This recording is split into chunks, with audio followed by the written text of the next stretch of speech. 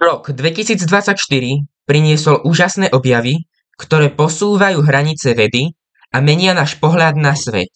Od vesmíru až po medicínu. Pripravte sa na 5 neuveriteľných vedeckých objavov, o ktorých musíte vedieť. Prelom v liečbe rakoviny. Vedcom sa podarilo vyvinúť revolučnú liečbu rakoviny pomocou technológie CRISPR, ktorá dokáže upravovať gény v ľudskom tele. Tento objav umožňuje presne zacieliť na rakovinové bunky a zničiť ich bez poškodenia zdravých tkanív.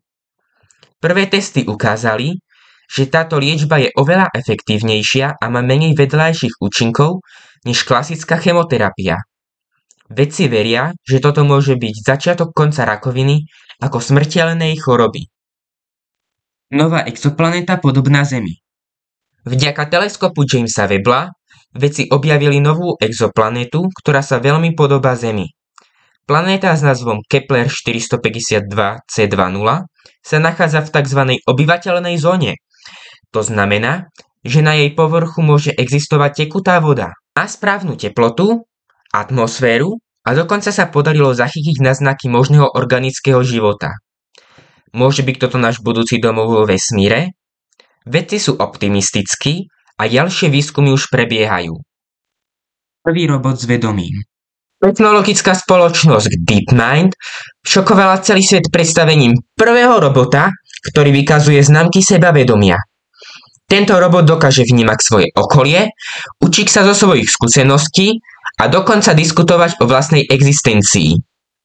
Vedci tvrdia, že je to obrovský krok smerom k tzv. Umelej všeobecnej inteligencii, ktorá by mohla mať ľudské myslenie.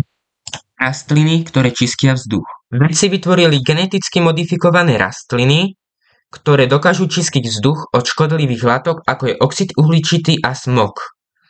Tieto rastliny fungujú ako prírodné čističky vzduchu a môžu pomôcť mestám bojovať proti znečisteniu. Syntetický život. Tým vedcov vytvoril prvé syntetické bunky, ktoré sa dokážu rozmnožovať a fungujú podobne ako prirodzené organizmy.